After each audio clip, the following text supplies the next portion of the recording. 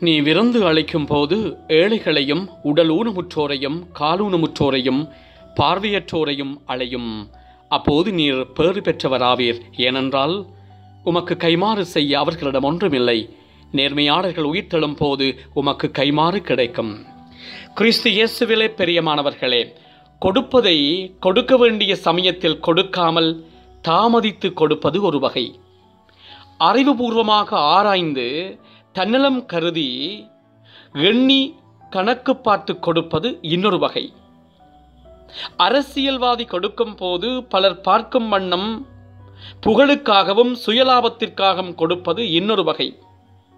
கொடுப்பவன் யாருக்கு கொடுக்கிறான் என்று தெரியாமலும் வாங்குபவன் யாரிடமிருந்து வாங்குகிறான் என்று தெரியாமலும் கொடுப்பது இன்னொரு வகை. கடவுளும் கொடுத்தார். அவர் அன்பை கொடுத்தார். சுயநலமில்லாமல் கொடுத்தார். தனது மக்கள் அடிமைகளாய் இருந்ததைக் கண்டு விடுதலை கொடுத்தார்.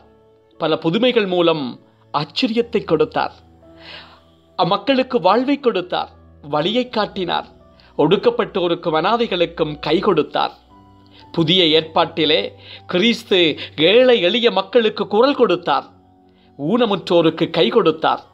பாவிகளுக்கு சமாதானம் கொடுத்தார். நோயுற்றோருக்கு சுகம் கொடுத்தார். அவர் சிலுவையை சுமந்து நமக்கு மன்னிப்பு கொடுத்தார். திருவள்ளுவர் கூறுகையிலே, சிறப்பினும் செல்வமீனும் அறத்திறாங்கு ஆகம் கவனே உயிர்க்கு. ஒருவன் மோட்சமடைய வேண்டுமானால் அவன் அறம் செய்ய வேண்டும் என்று கூறுகிறார். ஈகை குணம் உள்ளவனாக இருக்க வேண்டும். மானுட பிறவிக்கு ஈகை மிக பிரதானமான ஒரு நல்ல குணம் என்கிறார். ஆகவே கிறிஸ்து சொன்னது போல கைமாறு கருதாமல் கொடுக்கும் போது நீ பேறு பெற்றவராக ஆவீர்.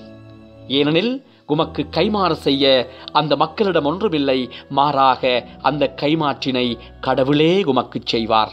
சிந்தித்தவர்களாக இன்றைய நாளுக்குள்ளே செல்லுவோம். மன்றாடுவோமாக. அன்பின் பரலோக பிதாவே, இயேசு ஆண்டவரே, தூயாவியானவரே, உம்மை போற்றுகிறோம். உமக்கு ஆராதனைகள் செய்கிறோம். இன்னொரு புதிய நாளை எங்களுக்கு தந்து ஆசீர்வதித்திருக்கிறீரே, உமக்கு நன்றி செலுகிறோம். ஆண்டவரே, குடும்பமாக வந்திருக்கிறோம். எங்களுடைய குடும்ப வாழ்வை ஆசீர்வதியும். புனிதமான ஆரோக்கியமான அன்பான குடும்பமாக நாங்கள் வாழ எங்கள் ஒவ்வொருவரையும் கரம் பற்றும். இன்றைய நாளிலே நாங்கள் செய்ய இருக்கிற வேலைகள், எடுக்கிற தீர்மானங்கள், மேற்கொள்கிற முயற்சிகள் அனைத்தும் வெற்றி பெறச் செய்தரலாம்.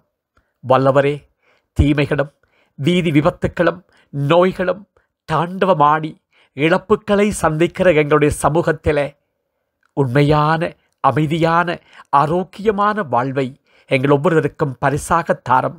உம்மையே நம்பியிருக்கிறோம். எங்களை வழி நடத்தும் நல்ல தந்தையே. ஆமென், ஆமென்.